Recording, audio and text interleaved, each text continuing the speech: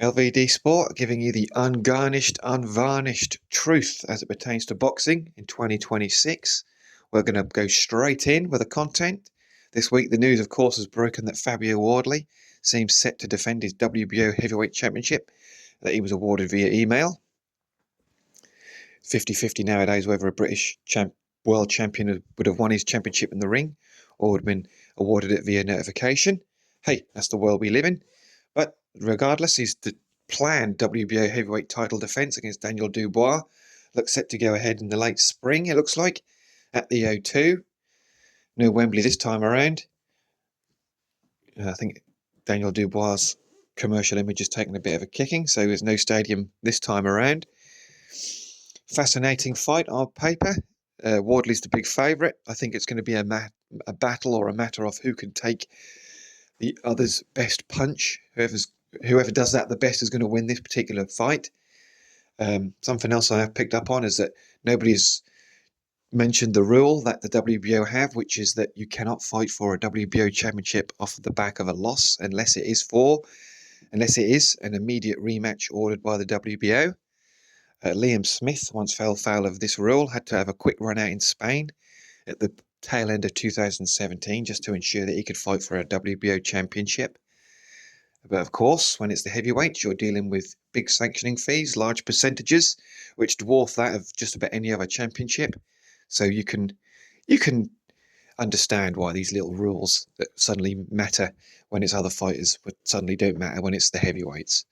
Off the top of my head, I do recall recently, admittedly it was the IBF as opposed to the WBO, but Josh Warrington, a former world champion, was forbidden from fighting Anthony Kakachi for a world championship due to the rule of having lost his previous fight. He couldn't fight for a world title in his next one. So it's there when it wants to be, and it's there when it is. No, it's not there when they don't want it to be. Just something to keep an eye out on, and maybe a little disruptor if you're listening to this. Maybe mention it at a press conference. Though I might hold my breath. Sticking with the heavyweights, Oleksandr Usyk appears to be doing his Jack Dempsey, Jack Johnson tribute act, in that he doesn't particularly be interested in defending his championship against any worthwhile contender while remaining champion and staying out of the ring for as long as possible. No complaints from this end about that from me. Usyk has more or less cleared out the division. Other than Agit Kabayel, there isn't really anybody out there who is an immediate fight which screams out to you and say this must happen. However, on the other side of the coin, that also means that Oleksandr Usyk and Rico Verhoeven shouldn't really be a fight of any note. If it goes ahead, then there should be a title on the line. It's going to be a gimmick fight. Rico is not exactly the most exciting to watch in his chosen sport, so I can't imagine what he would be like in pro boxing. So, and I can't imagine who would be promoting that. Who would it be catering towards? There's not really a great crossover between those two brands, the Usyk brand and the Verhoeven brand. I would have thought Rico, if anything, would have been a much more natural fit for the UFC, perhaps.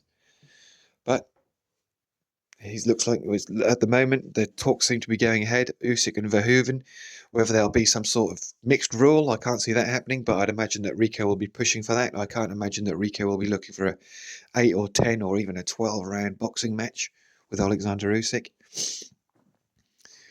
But the sad thing is, of course, that there's no immediate heavyweight championship fight involving the champion coming up anytime soon.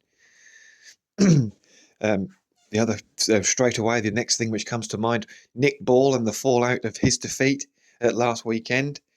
I held off mentioning anything before because I just wanted to see if the board came out, Robert Smith, or if Paul Stevenson, Nick Ball's trainer, came out and made some comments over what happened, which Paul did, talk sport. I have to say, his explanations weren't the best. I thought they were a bit mixed. As regards the disturbances after the fight, I thought his reasoning in regards to hand wraps were okay, pretty much. If the Figueroa team weren't in place at the agreed time, then what are you supposed to do? But what I wanted to touch on is regards to Nick Ball was that during fight week, his demeanour seemed slightly off. He was slightly negative in his interviews during fight week. He was late for the weigh-in. Then you had the hand wrap controversy, which appears to be something of a misnomer. And then there was the disturbances after the fight. And I'm not even sure if Nick has made a statement as regards his defeat yet. And last but not least, of course, the Nick Ball team leaving the ring before the official decision was announced, which I've noticed there hasn't been a great deal of comment towards that. But on that score, I do recall some years ago, maybe you can remember this, when an Australian fighter by the name of Jared Fletcher came over to the UK, fought Billy Joe Saunders. I want to say it was at the Copper Box, but I might be wrong on that. But Mr. Fletcher was sliced and diced in and out in a couple of rounds, and he and his team left the ring, boom, straight away, didn't wait for the official decision, and Jim Rosenthal, this was back when Jim Rosenthal was doing the commentary for Box Nation, at Stitch in Time back then, he was apoplectic regarding Fletcher and his team leaving. This has gone down like a lead balloon. That's not the way you do it in the UK. And I remembered that outrage that Jim Rosenthal showed when Fletcher left, which and not that wasn't mentioned at all when Nick Ball did exactly the same thing. Not that it's a big deal, but I did remember that. So it's going to be interesting to see what Nick Ball does going forwards. I would imagine it does seem, as reading between the lines, that especially when you take into consideration that Frank Warren wasn't in attendance on the night, and you take into consideration that the rumours of falling out between Turkey, Sela and Queensbury, and a year ago Nick Ball was a hot property. They were talking of an OE fights rematch with Vargas. The Ray Ford fight came up. He really was a hot property this time a year ago or 2 years ago, and he hasn't really kicked on from that. He's had several defences at home against smaller fighters that were meant to build his profile, and then I think it's been a matter of this big fight hasn't really happened. The big breakthrough fight that Nick Ball, in his mind, feels he deserves. Well, not that he deserves, but he's been promised a big fight for huge money in a huge setting, and it hasn't happened yet. And now he's suffered a loss whilst waiting for that. And now it's going to be back to square one in a way. And I wonder how Nick and his team feel about that, and whether the loss of Turki Al-Sheikh for the short term is going to affect Nick Ball long term. Interesting to see. As regards to what's happening this weekend, not much really is there. This is a weekend across all the combat sports, boxing, kickboxing, Muay Thai and MMA, where there's not much going down at all, sadly. Something else that's just popped into my head is that Hamza Shiraz appears to be going to be gift-wrapped a world championship. I said earlier on about British fighters, if they don't win it, they seem to get emailed it. And Hamza's looks like he's definitely going to win it, but he's going to be in against an opponent that you or I have probably never heard of. Talks of not Ammo Williams, but Pacheco and Christian and Billy. All those fights, they're not happening. It's going to be against a fighter that I've never heard of him before. I can't even remember his name off the top of my head. But they've really had to sweep through the rankings to find this gentleman. And it does seem really important to Turki and Sela that Hamza Shiraz wins a world title on Saudi soil.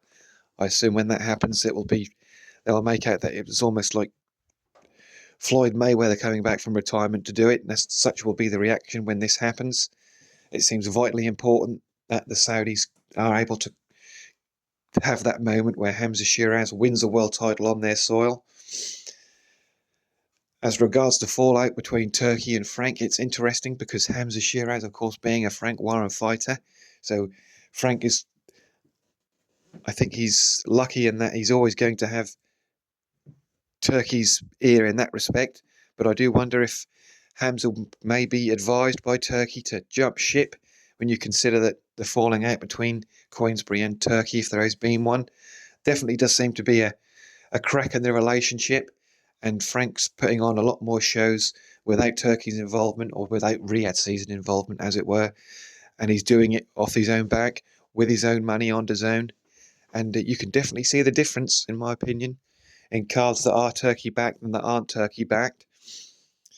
And another thing I was going to quickly touch on is, if anybody's still here listening, congratulations if you are, but the state, quality and longevity of British undercards. And anybody else noticed that 2 or 3 fights have been shaved off per card, and just the quality from top to bottom has absolutely gone through the floor.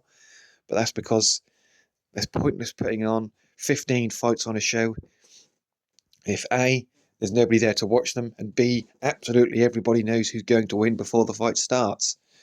So that finally, after 20 years of this, it finally seems as if British promoters have got through to them, and that now the best you're going to get is between 6 and 8 fights, with very rare exceptions, interminable breaks between each one, and it's not looking good. I think it's going to get a lot worse before it gets better. That's just in the UK. The US is a totally different animal. Turkey's presence in the US has caused massive uncertainty. I think Zuffa would have gone in a little bit harder and a little bit louder. I don't think they're in a position where they want to rely on Turkey too much, because admittedly he is funding their launch into boxing in the US. But the trouble is, as soon as if Turkey drops his funding, then Zuffa are going to be gone, more or less, because they've already previously stated that they wouldn't be doing this if they were having to foot the bill themselves. So it's all looking somewhat grim. But I'm going to try and live on a positive note, because I'm going to wind up, because all I'm doing is moaning. No one's going to listen to this. And anyway, my analytics tell me that 90% of anybody listens to my content is usually turned off within 90 seconds. So I'm pretty much talking to myself at this point. But anyway, keep an eye on the channel, please do. Community posts, you never know what I'm going to drop. I dropped some rankings, pound for pound, heavyweight, welterweight and super lightweight rankings, top 20, with the exception of the pound for pound where I do a dynamite dozen. So far I have had absolutely zero reaction to that, so thank you very much. It's always good to know that my work is well received. But that's enough of me rambling on. I've now got to try and turn this into a video to put onto YouTube. So thank you very much for listening. This is LVD Sport once again, going on and on and on and on and on and on and on and on and on and on and on and on and on.